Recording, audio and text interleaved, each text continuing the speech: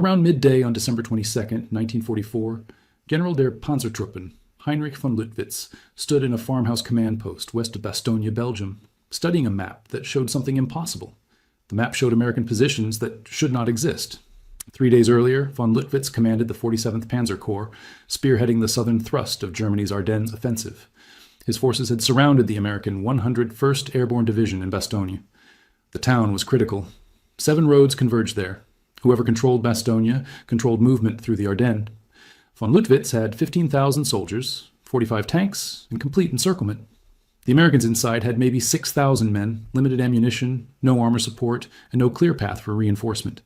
Von Luttwitz had already sent surrender demands. The American commander, Brigadier General Anthony McAuliffe, had replied with a single word: nuts. Von Luttwitz expected Bastogne to fall within 48 hours.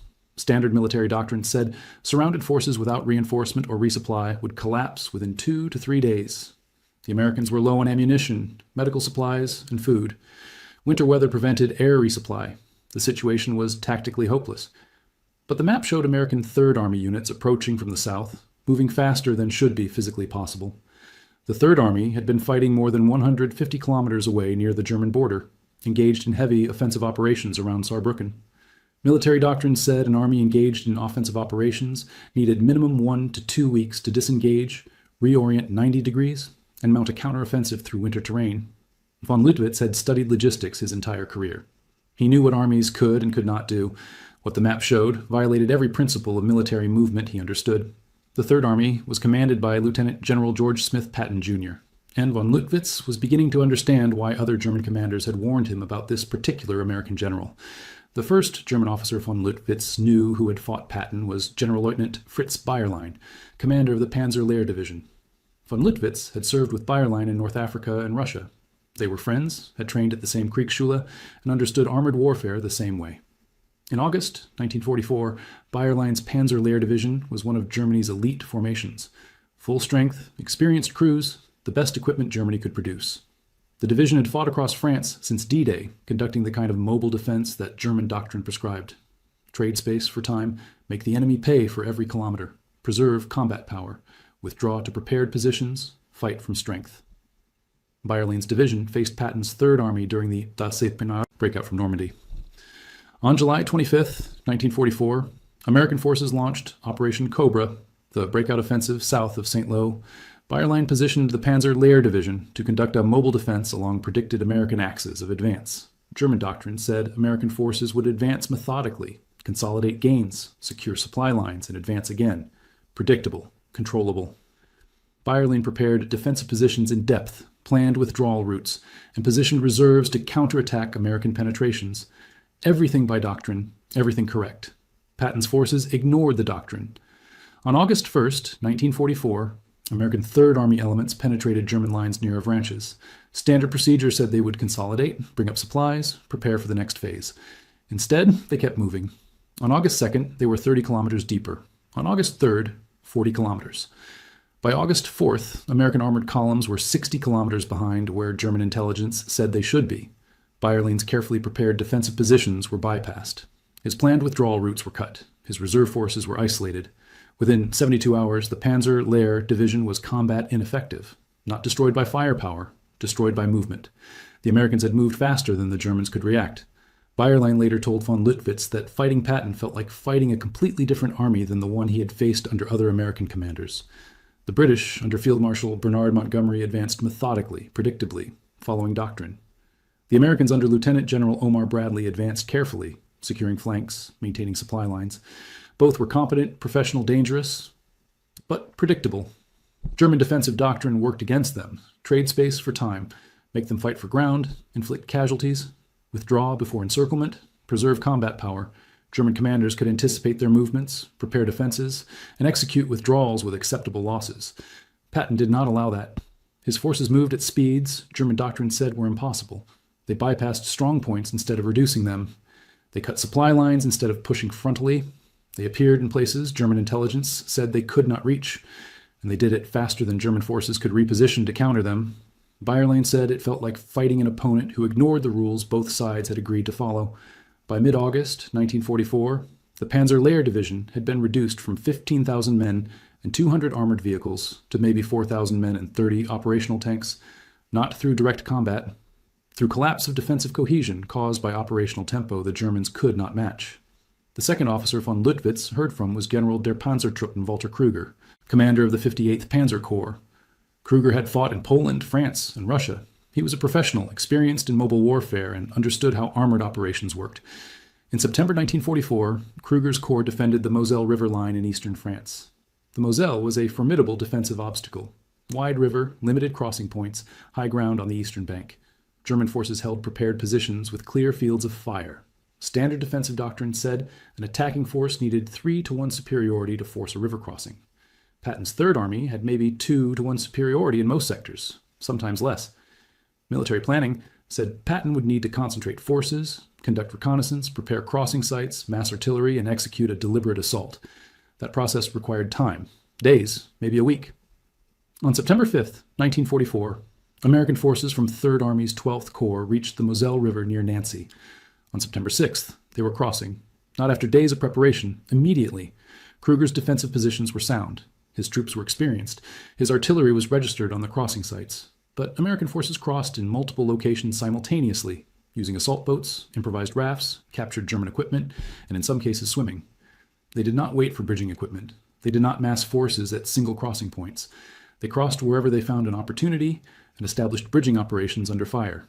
German doctrine said this should result in piecemeal attacks that could be defeated in detail. Instead, it created multiple penetrations, faster than German reserves could respond.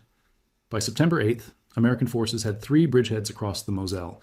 By September 10th, they had established pontoon bridges and were moving armor across. Kruger's defensive line, which should have held for weeks, collapsed in 5 days. He later wrote in his after-action report that Patton's forces seemed to operate on different planning timelines than other Allied commanders. Where Montgomery might take 3 weeks to plan and execute a river crossing, Patton took 3 days. Where Bradley might wait for optimal conditions, Patton attacked immediately and created favorable conditions through speed and surprise. Kruger noted that German defensive doctrine assumed time to react, time to reposition reserves, time to organize counterattacks. Patton did not give that time. Von Luttwitz heard similar reports from commanders across the Western Front. General der Infanterie Baptist Knies, commanding the 85th Infantry Corps in Lorraine, reported that American Third Army units advanced at rates that exceeded German intelligence estimates by factors of 2 or 3. General der Infanterie Hans von Obstfelder, commanding the First Army in Alsace, reported that his defensive planning timelines were consistently wrong because Patton's forces arrived days before German staff projections said they could. The pattern was consistent across every sector where Patton's Third Army operated. German defensive doctrine, which worked effectively against other Allied commanders, failed against Patton, and German officers were struggling to understand why. Von Luttwitz studied the problem systematically. He was a staff officer by training, had served in the operations section of Army Group Center in Russia, and understood military planning. He knew how modern armies functioned. Logistics determined operational tempo. An army moved at the speed its supply system could sustain. Fuel, ammunition, food, and spare parts had to flow from rear depots to front line units. That flow had physical limits, determined by truck capacity, road networks, and organizational efficiency. Von Luttwitz calculated that an American armored division required approximately 300 tons of supplies daily to maintain offensive operations. That supply load had to move through a logistics chain extending back to ports in Normandy, a distance of 300 to 400 kilometers by late summer 1944. The math was straightforward. Trucks could move maybe 200 kilometers per day on decent roads. Loading and unloading added time. Maintenance reduced available vehicles. Weather impacted everything. Based on these constraints, von Luttwitz estimated that American forces should advance approximately 20 to 25 kilometers per day during sustained offensive operations. That was the physical limit the logistics system could support. But Patton's Third Army was advancing 40 to 50 kilometers per day in some sectors, sometimes more. Von Luttwitz checked his calculations repeatedly. The numbers did not make sense. Either American logistics were dramatically more efficient than German intelligence estimated, or Patton was operating his army in ways that violated standard logistics doctrine. Von Luttwitz suspected the latter. He began reviewing intelligence reports from Sicily, where Patton had commanded the 7th Army in July 1943. The Sicilian campaign provided clear data. German and Italian forces defended the island. The British 8th Army under Montgomery landed on the southern coast and advanced north toward Messina. The American 7th Army under Patton landed on the southern coast and was initially assigned a supporting role protecting Montgomery's left flank. Standard campaign plan. Sound doctrine. The British would take Messina, the German escape route. The Americans would support. Patton ignored the plan. Instead of supporting Montgomery's advance, Patton launched his own drive toward Palermo on Sicily's northern coast, then raced east along the coastal road toward Messina. German intelligence at the time assessed this as tactically unsound. Patton was extending his supply lines, exposing his flanks, and moving away from the main objective. German defensive forces expected him to stall when his logistics collapsed. Patton captured Palermo in 4 days, covered over 300 kilometers in 5 weeks, and beat Montgomery to Messina by several hours. German forces defending Sicily reported that American 7th Army units appeared in their rear areas days before German staff assessments said they could arrive. Unit after unit reported supply dumps overrun, headquarters surprised, defensive positions bypassed. The common theme was speed. Patton moved faster than German planning cycles could accommodate. Major Rudolf Boehmler, who commanded a battalion defending central Sicily, later wrote that American forces under Patton seemed to ignore their own logistical constraints. His intelligence section estimated that American supply lines should collapse after advancing more than 100 kilometers from their beachheads. Instead, American units continued operating effectively at distances exceeding 150 kilometers. Boehmler noted that captured American soldiers reported that their units frequently operated with minimal supply stockage, living day to day on what trucks could deliver, accepting higher risk to maintain operational tempo. German doctrine considered that reckless. You did not outrun your logistics. You maintained supply discipline. You built stockpiles before major operations. Patton apparently considered speed more valuable than supply security. Von Lüttwitz found the pattern repeated in France. In September and October 1944, Third Army advanced across eastern France faster than its supply system should support. After-action reports from multiple German units described American armored columns advancing on reduced fuel allocations, sometimes literally running out of gasoline mid-operation, and resuming movement when supply trucks caught up hours later. German doctrine said you did not advance until you had sufficient supplies to complete the operation. Patton advanced anyway and solved supply problems through movement rather than preparation. The German High Command struggled to develop effective countermeasures. In October 1944, General Oberst Alfred Jodl, Chief of Operations Staff at OKW, issued guidance to Western Front commanders on countering American armored operations. The guidance emphasized mobile defense, preservation of combat power, and using interior lines to concentrate against American penetrations. Sound doctrine. The same doctrine that worked against Montgomery in Operation Market Garden. The same doctrine that slowed Bradley's advance through the Hürtgen forest. The doctrine failed against Patton. Third Army's advance through Lorraine in November and December of 1944 demonstrated why. German forces defending Lorraine established defensive positions in depth, organized mobile reserves, and planned counterattacks against expected American penetrations. Textbook defense. Should, worked.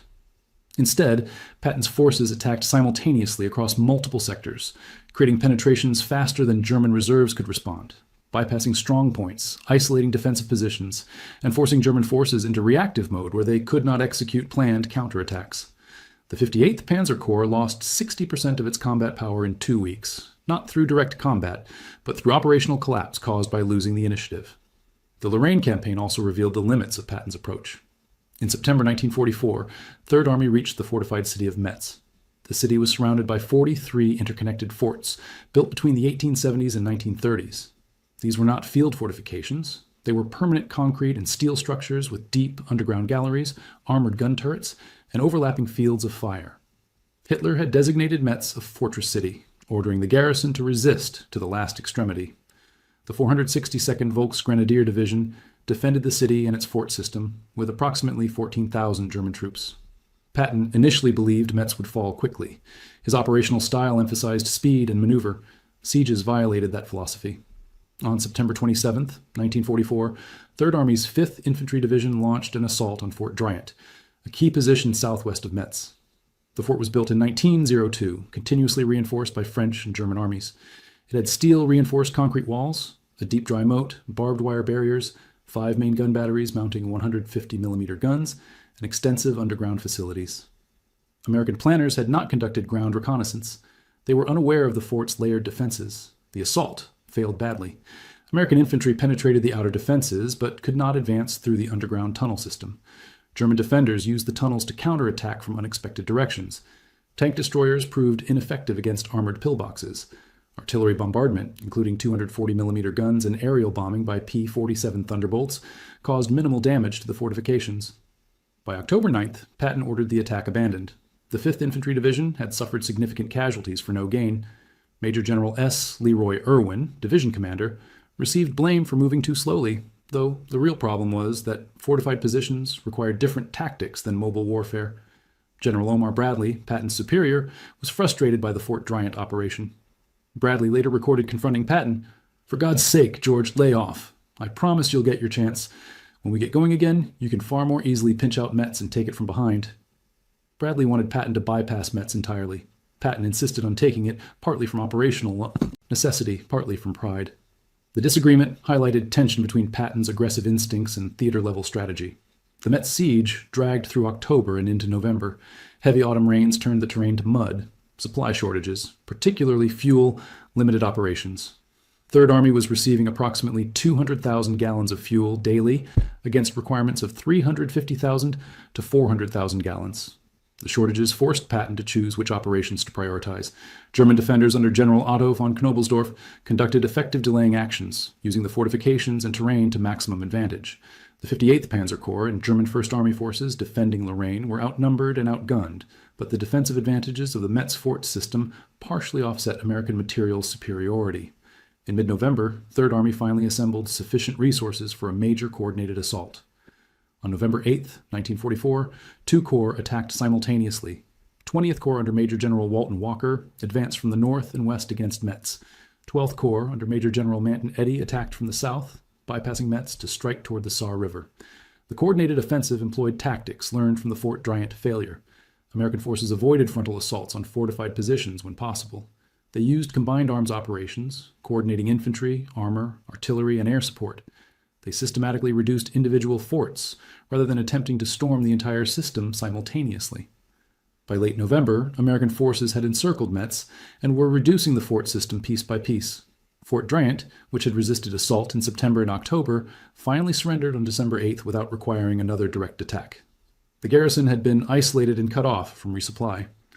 When Metz fell on December 13, 1944, approximately 11,000 German prisoners were captured. The siege had lasted over 3 months. Patton's prediction of a quick victory had proven badly wrong. German commanders defending Metz viewed the siege differently than earlier encounters with Third Army. The static defense had worked. Fortifications and prepared positions had negated American mobility advantages. Time and terrain had been on the German side. The defenders inflicted significant American casualties and delayed Third Army's advance by months. German defensive operations executed the fortress city concept effectively. For once, German forces had contained Patton not through mobile operations, but through static defense that forced him to fight the kind of battle where his operational tempo advantages did not apply. However, the Metz siege also demonstrated that even when contained, Patton remained dangerous. Rather than becoming fixated on Metz, he had used 12th Corps to continue, advancing around the city. While 20th Corps besieged Metz, 12th Corps pushed east toward the Saar, maintaining operational momentum. When the German Ardennes offensive began on December 16th, Third Army was not trapped in a siege but positioned to respond rapidly. The Metz operation had consumed significant resources and time, but Patton had prevented it from completely stopping Third Army's operations. He had fought the siege as a holding action while maintaining offensive capability elsewhere in his sector. The Lorraine campaign revealed important truths about Patton's operational methods. His aggressive style and emphasis on speed were devastating against mobile defensive operations. But against fortified positions that negated mobility, his advantages diminished significantly. The campaign also showed that Patton sometimes allowed pride and competitive instinct to override operational judgment. The Fort Dryant assault should have been abandoned immediately after initial failure. Continuing it wasted resources and casualties for no gain. Bradley had been correct that Metz could be more easily taken from behind. But Patton's insistence on taking it frontally reflected his personality and command philosophy.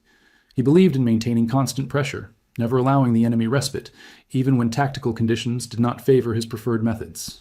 German commanders began recognizing a pattern. Other Allied commanders fought methodically. They concentrated forces, achieved local superiority, reduced German positions systematically, and advanced carefully. That approach was slow, but effective. German forces could trade space for time, inflict casualties, and preserve combat power through managed withdrawals. Patton fought differently. He accepted higher risk, moved faster, and created situations where German defensive doctrine could not function effectively. Speed became its own form of combat power.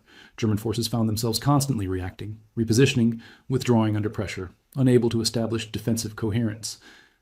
The psychological impact was significant. German soldiers fighting British or other American forces knew what to expect. Methodical advances, artillery preparation, armor infantry combined operations executed by doctrine. Professional, dangerous, but predictable. You could prepare. You could execute defensive plans. You could inflict casualties and withdraw in good order when necessary. Soldiers fighting Patton's Third Army reported different experiences. American forces appeared unexpectedly, attacked from unexpected directions, maintained pressure when German troops expected pauses for consolidation. After-action reports from German units facing Third Army showed higher rates of unit disintegration, unauthorized withdrawals, and command confusion compared to units facing other Allied formations. Not because Third Army had better equipment or training, but because their operational tempo disrupted German command and control cycles. General Major Otto Remer, commanding the Führer-Begleit Brigade, fought against both British and American forces in northwestern Europe. He later stated that fighting Montgomery felt like chess. Calculated moves, predictable patterns, opportunity for counter-moves. Fighting Patton felt like being hit repeatedly before you could respond. Different experience, different psychological pressure. By December 1944, German intelligence had collected significant data on Patton. They knew his biography. Born 1885 in California, West Point graduate, career cavalry officer who transitioned to armor, combat experience in World War I, commanded armored units in North Africa, Sicily, and Northern Europe, known for aggressive tactics, profane personality, and speed of operations. German intelligence also knew his weaknesses. Impulsive, sometimes reckless, politically controversial, had been relieved of command temporarily after striking soldiers. Prone to outrunning logistics, created coordination problems with adjacent units. His aggressiveness sometimes created vulnerabilities. But German commanders facing him found little comfort in those weaknesses. Yes, Patton took risks. Yes, he sometimes created problems.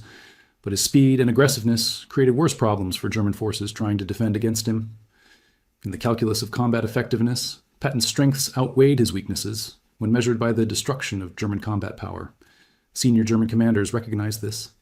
In November 1944, General Feldmarschall Gerd von Rundstedt, Commander-in-Chief West, issued an intelligence assessment to Army group commanders. The assessment analyzed Allied command personalities and operational patterns. Montgomery was described as methodical, cautious, strong in set-piece operations. Bradley was described as competent, systematic, effective in sustained operations. Patton was described as the most dangerous Allied field commander because of his speed and unpredictability. The assessment noted that German forces could generally anticipate Montgomery's operations days in advance, and Bradley's operations hours in advance. Patton's operations were often detected only after they had begun, leaving inadequate time for effective German response. Von Rundstedt's assessment included a specific warning. If Allied forces launched a major offensive, German defensive success depended on containing it within the first 72 hours. That time window allowed German reserves to reposition, defensive lines to cohere, and operational responses to develop. Montgomery and Bradley typically gave that time through their methodical approach. Patton did not. His forces typically achieved operational depth within 24 to 48 hours, moving inside the German decision cycle. The assessment concluded that containing Patton required either overwhelming defensive strength or attacking him before he could build momentum. Neither option was readily available to German forces in late 1944, which brought von Lüttwitz back to the map on his command post table on December 22, 1944. The map showed Third Army units approaching Bastogne from the south. Days earlier, Patton's army had been engaged in offensive operations more than 150 kilometers away. Patton attended a meeting with Supreme Commander General Dwight Eisenhower on December 19th. Eisenhower asked how quickly Third Army could disengage, turn north, and relieve Bastogne. Patton said 48 hours. Other commanders at the meeting thought he was exaggerating. Von Lüttwitz had read the captured operational order. Third Army staff had prepared 3 contingency plans before the meeting, anticipating orders to counterattack north. The plans outlined movements for 3 divisions, 87,000 soldiers, hundreds of tanks and vehicles, through winter conditions on congested roads. Standard military planning said that operation required minimum 1 week. Patton said 48 hours. On December 22nd, days after the meeting, lead elements of Third Army's 4th Armored Division made contact with German forces south of Bastogne. The main body was hours behind. Von Lüttwitz had fought in Poland, France, Russia, and now the Western Front. He understood military operations. What Patton had accomplished was theoretically possible but practically absurd. Moving an Army Corps 90 degrees through winter weather required disengaging from current operations, reorganizing columns, coordinating movement routes, managing traffic, distributing new orders, adjusting supply plans, and maintaining unit cohesion. Each step required time. Adding them together meant days, not hours. Patton had compressed that timeline through methods von Lüttwitz could only partially reconstruct from intelligence reports. Third Army staff had pre-planned contingency operations, anticipating the need to respond to German offensive. That was good staff work, but not unique. Most competent staffs prepared contingencies.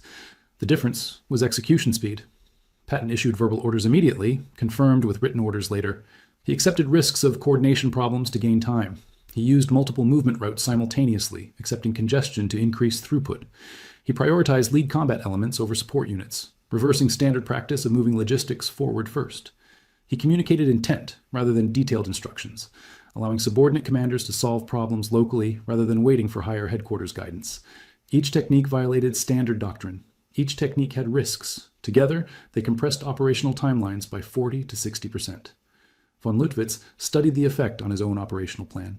The plan to reduce Bastogne assumed no significant American reinforcement for minimum 1 week, more likely 10 to 14 days. That assumption was based on sound analysis of American logistics and movement capabilities. The assumption was wrong because it was based on how other American commanders operated. Patton operated differently. Now von Lüttwitz faced American reinforcements arriving faster than his plan anticipated. His forces surrounding Bastogne were strong enough to contain the garrison, but not strong enough to simultaneously contain the garrison and fight off relief forces. His division commanders were requesting permission to withdraw before being encircled themselves. The irony was not lost on von Lüttwitz. German forces had encircled Americans in Bastogne. Now Patton's relief forces threatened to encircle the Germans. The tactical situation was reversing faster than German operational planning could accommodate. On December 26, 1944, elements of Third Army's 4th Armored Division broke through German lines and reached Bastogne. The siege was lifted. Von Lüttwitz withdrew his forces to avoid encirclement. The Ardennes offensive, which had aimed to split Allied forces and capture Antwerp, stalled. Not because of weather, not because of supplies, but because Patton had moved faster than German planning assumed possible. German officers who faced Patton during the war and were interviewed afterward consistently identified his speed as his most dangerous characteristic. Not superior tactics or equipment, but operational tempo that prevented German forces from executing defensive doctrine effectively. You could not trade space for time against an opponent who covered space faster than your planning cycle. You could not preserve combat power through managed withdrawals when enemy forces appeared in your rear before you completed the withdrawal. You could not execute operational counterattacks when the operational situation changed hourly rather than daily. Other German commanders expressed similar concerns. General Feldmarschall Albert Kesselring, who commanded German forces in Italy and later in the West, faced Patton's operations during multiple campaigns. Kesselring had fought Montgomery at El Alamein, fought Mark Clark in Italy, and fought multiple Allied commanders in northwestern Europe. German defensive planning against Montgomery and Clark followed predictable patterns. Patton's speed created different challenges. German forces defending against Third Army found themselves constantly reacting rather than executing planned operations. General Oberst Heinz Guderian, architect of German Panzer doctrine and chief of the General Staff in 1944 and 1945, was interrogated by American forces in 1945. When asked about Allied commanders, Guderian stated that from the standpoint of a tank specialist, Patton conducted operations as Guderian himself would have done. This represented significant acknowledgement from the officer who created German armored doctrine. Guderian had created the doctrine Patton used. He recognized that Patton applied that doctrine effectively. Guderian noted that many German panzer commanders still thought in terms of World War I breakthrough operations. Penetrate enemy lines, exploit the breakthrough, achieve operational objectives. Patton thought in terms of dislocation. Move fast enough to disrupt enemy operational coherence, regardless of whether you achieved specific geographic objectives. The geographic objectives became accessible once enemy forces lost coherence. The statistical evidence supported these assessments. In Sicily, July to August 1943, Patton's 7th Army advanced 380 kilometers in 38 days, an average of 10 kilometers per day. Montgomery's 8th Army advanced 150 kilometers in the same period, less than 4 kilometers per day. Both armies faced similar opposition. The difference was operational tempo. In France, August to December 1944, 3rd Army advanced 600 kilometers from Normandy to the German border, averaging 8 to 10 kilometers per day during active operations. British forces under Montgomery averaged 4 to 5 kilometers per day. American forces under Bradley averaged 5 to 6 kilometers per day. 3rd Army consistently moved faster. German casualties reflected this. Units facing Third Army suffered higher rates of encirclement, supply disruption, and operational collapse compared to units facing other Allied forces. The German 15th Army, facing Montgomery in northern France and Belgium, lost approximately 40% of its strength from June to December 1944, primarily through direct combat. The German First Army, facing Patton in eastern France, lost approximately 60% of its strength in the same period, with higher proportions lost to encirclement and supply disruption rather than direct combat. The operational method caused different patterns of destruction. Montgomery destroyed German forces through firepower. Patton destroyed them through dislocation and operational collapse. American commanders recognized Patton's effectiveness, but struggled with his methods. General Eisenhower valued Patton's combat record, but found him difficult to manage. Eisenhower's operational plans emphasized coordinated advances, balanced logistics, and mutual support between Army groups. Patton's tendency to outrun logistics and create coordination problems complicated theater-level planning. In September 1944, Eisenhower reduced fuel allocations to Third Army to support Montgomery's Operation Market Garden. Patton protested vigorously, arguing that his advance should be prioritized. Eisenhower maintained his decision based on theater strategy. The fuel shortage slowed Third Army's advance for several weeks. German forces gained time to stabilize defensive lines in Lorraine. Some historians argue that decision extended the war by months. Others argue it was necessary for theater-level coordination. The debate continues. General Bradley, Patton's immediate superior, respected Patton's combat abilities but worried about his command discipline. Bradley's operational style emphasized systematic planning and coordination. Patton's style emphasized speed and accepting risk. The contrast created tension. Bradley sometimes felt Patton created problems for adjacent units by moving too fast and disrupting operational coordination. Patton felt Bradley's caution wasted opportunities. Both perspectives had merit. The optimal answer probably lay between their approaches. But in terms of destroying German combat power, Patton's approach was measurably more effective. The German perspective makes this clear. They did not fear Patton because he was reckless. They feared him because his methods worked. Speed created vulnerabilities, but speed also created advantages that outweighed the vulnerabilities. German commanders could exploit Patton's exposed flanks theoretically, but practically they could not execute the movements required before Patton's forces advanced beyond the threat. This became evident in the Battle of the Bulge. German planning for the Ardennes offensive specifically targeted the junction between Bradley's 12th Army Group and British forces, precisely because they assessed that area was not defended by Patton's Third Army. The offensive achieved surprise, created a significant penetration, and threatened Allied operational coherence. German forces made substantial gains in the first 72 hours. Then Patton counterattacked. The German advance stalled. Not because German forces lacked strength, but because Patton relieved Bastogne faster than German planning anticipated, changing the operational calculus before German forces could achieve their objectives. If another American commander had faced the same situation, the German assessment was that Bastogne would have fallen.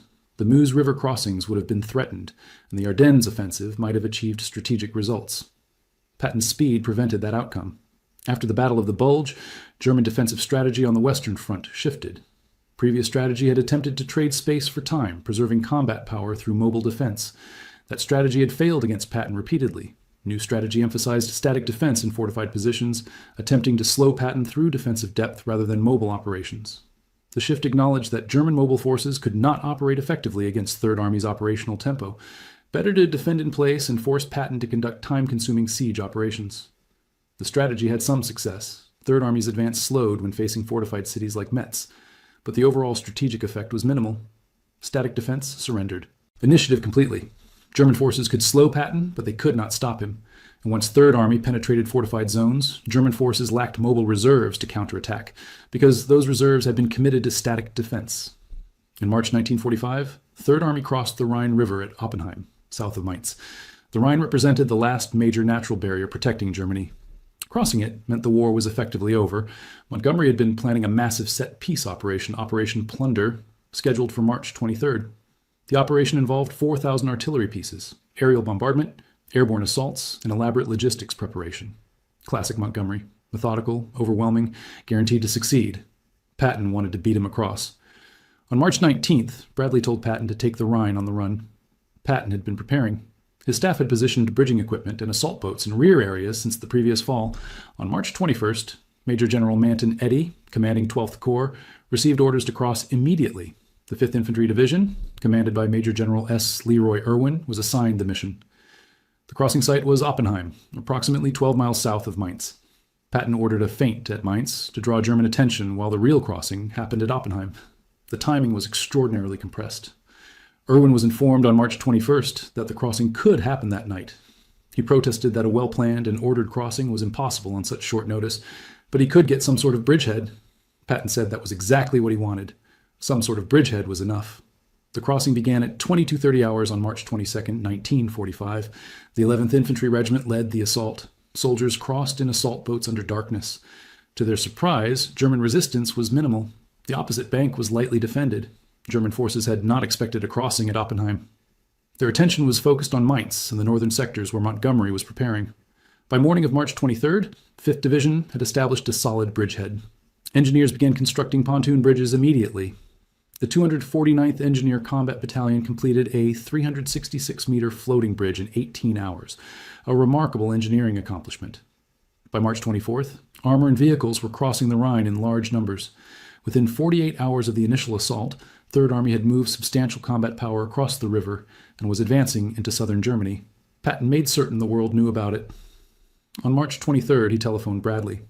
"Brad, for God's sake, tell the world we're across. I want the world to know Third Army made it before Monty starts across." The next day, March 24th, Patton visited the pontoon bridge. Halfway across, he stopped, unzipped his fly, and urinated into the Rhine River. An Army photographer captured the moment. Patton later claimed he had been looking forward to that for a long time. When he reached the opposite bank, he deliberately stumbled and fell, grabbing 2 handfuls of German earth. He stood up and shouted, "Thus, William the Conqueror," imitating William's landing in England in 1066. That evening, Patton sent a message to Eisenhower.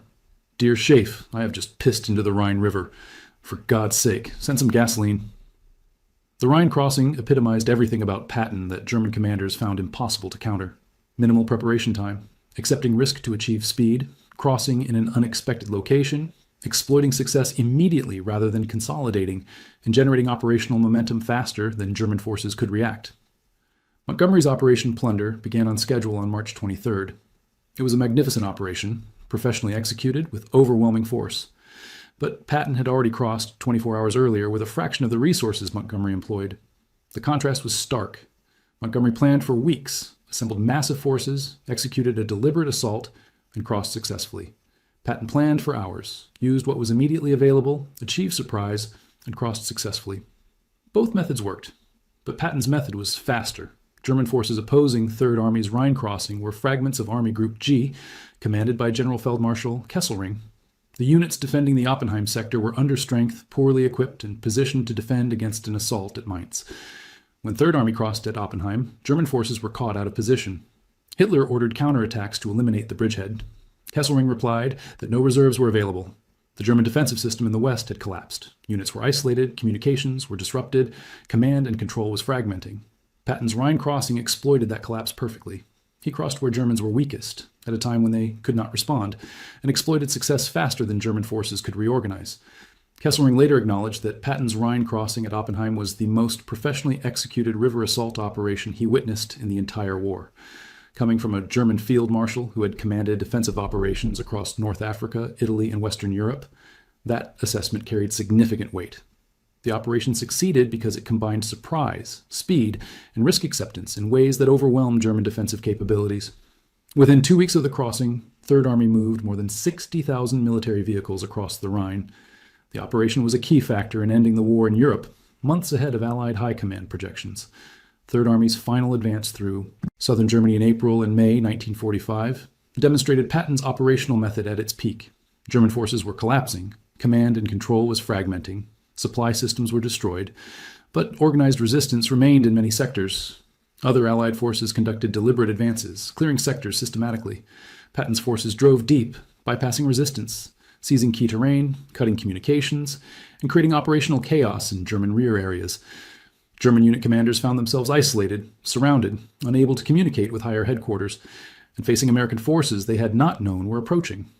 Surrender rates in sectors facing Third Army were significantly higher than in other sectors, not because German soldiers were less motivated, but because the operational situation made continued resistance tactically meaningless.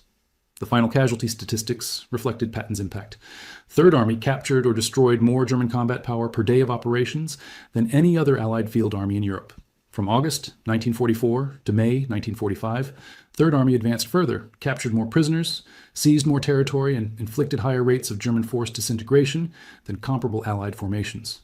The numbers were not close. Third Army's operational effectiveness exceeded other armies by substantial margins. German military professionals recognized this. After the war, the United States Army conducted extensive interviews with captured German officers, documenting their assessments of Allied commanders and operations. The interviews were systematic, covering hundreds of officers from battalion commanders to field marshals. The consistent theme regarding Patton was fear based on effectiveness. German officers respected Montgomery's professionalism, acknowledged Bradley's competence, but feared Patton's speed. General Major Friedrich von Mellenthin, operations officer for multiple panzer armies, wrote extensively about operations against Patton in his post-war memoir Panzer Battles. Von Mellenthin had fought across North Africa, Russia, and Western Europe. He had direct experience with armored operations at corps and army level. His analysis emphasized that Patton understood that modern mobile warfare was fundamentally about tempo. The side that operated inside the opponent's decision cycle won regardless of tactical details. Patton operated consistently inside German decision cycles, creating situations where German forces reacted to events rather than executing planned operations. Reaction mode led to defensive collapse. General der Panzertruppen, Hasso von Manteuffel, who commanded the 5th Panzer Army in the Ardennes offensive, provided insights about facing Patton during post-war interrogations.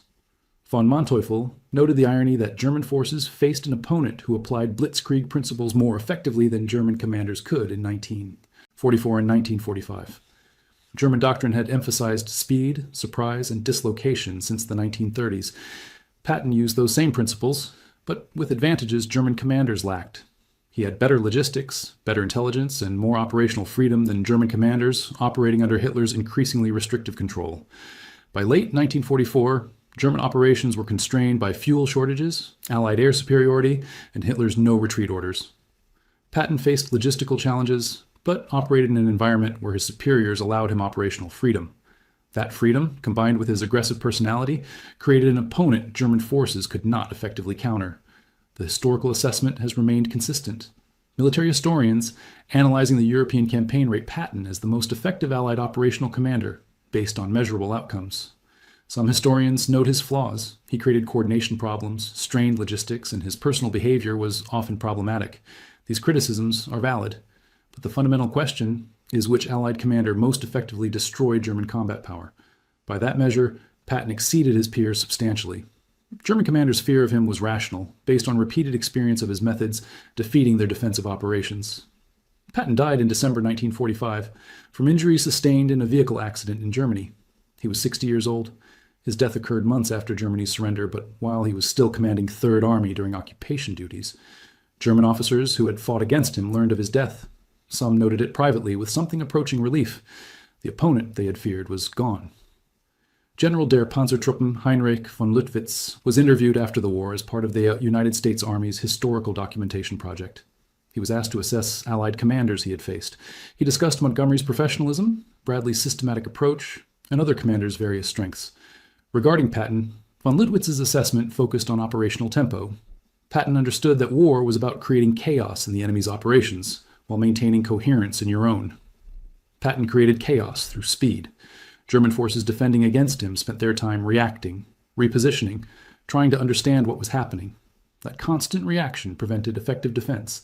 Von Luttwitz's analysis noted that if the Allies had fielded multiple commanders with Patton's operational tempo, the war would have ended months earlier. German defensive strategy depended on time. Time to reposition forces, time to prepare defenses, time to organize counterattacks. Patton did not give that time. That was the fundamental reason German generals found him so difficult to counter.